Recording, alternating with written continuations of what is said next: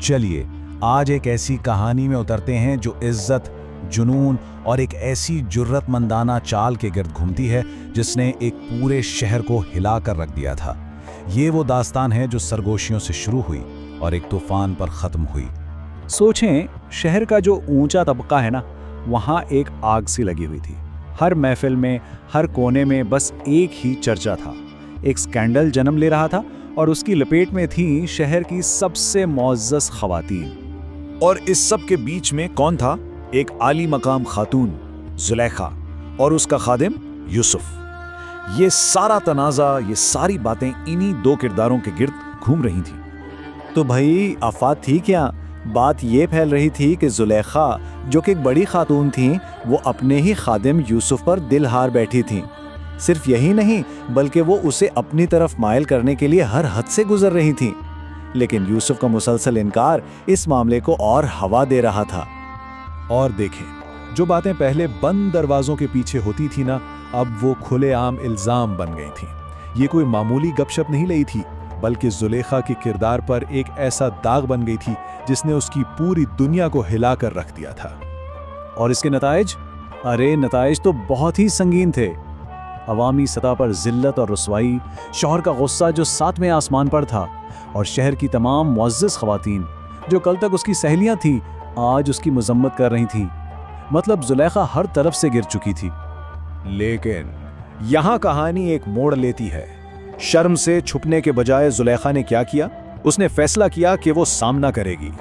उसने ठान लिया कि वो उन इल्जाम लगाने वालों को ऐसा आईना दिखाएगी जिससे वो जिंदगी भर नहीं भूल पाएंगे। और यहीं से शुरू होता है जुलेखा का वो मास्टर प्लान, एक ऐसा दाव जिसमें सब कुछ या तो वापस आ जाता या जो थोड़ा बहुत बचा था वो भी चला जाता। एक बहुत बड़ा जुआ था ये।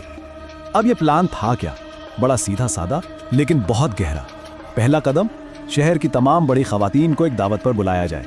दूसरा कदम, उनके सामने फल और तेज धार छुरियां रख दी जाए।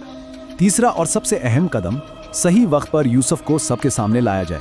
और आखिरी कदम, उनकी मुनाफिकत को उन्हीं के हाथों बेनकाब करना। और इस पूरे मंसूबे में उसने अपने शौहर से सिर्फ एक दरखास्त की, सिर्फ एक चीज, कि वो पर्दे के पीछे से ये सारा तमाशा अपनी आंखों से देखे। शौहर ने हिचकिचाते हुए इजाजत दे दी, जिससे इस ड्रामे का तनाव और भी बढ़ गया। तो बस वक्त आ गया था, ज़ियाफत शुरू हो चुकी थी और माहौल में एक अजीब सी टेंशन थी। तूफान से पहले वाली खामोशी, बिल्कुल वैसी। मेहमान आ चुके थे, वो ही सब मुअज़्ज़ज़ ख़वातीन जो जुलेखा पर उंगलियां उठा रही थीं। उनके एक हाथ में फल था, दूसरे में तेज छुरी, और उन्हें अंदाजा भी नहीं था कि असल में इम्तिहान तो अब उनका होने वाला है। और फिर जुलेखा ने इशारा किया और यूसुफ हॉल में दाखिल हुए। बस इसी एक लम्हे पर सब कुछ टिका हुआ था। यूसुफ को देखते ही उन औरतों के मुंह खुले के खुले रह गए। बेइख्तियार उनके मुंह से निकला, ये तो कोई इंसान नहीं, ये तो कोई फरिश्ता है। वो इसके हुस्न से ऐसे मबहूत हुई कि उन्हें अपने आसपास की कोई खबर ही ना रही। वो उसके हुस्न में ऐसी खोएं इतनी मदहोश हुई कि उन्हें पता ही नहीं चला कि उन्होंने फलों की जगह अपनी उंगलियां काट ली हैं। अपने ही हाथों से खून बह रहा था और उन्हें एहसास तक नहीं था।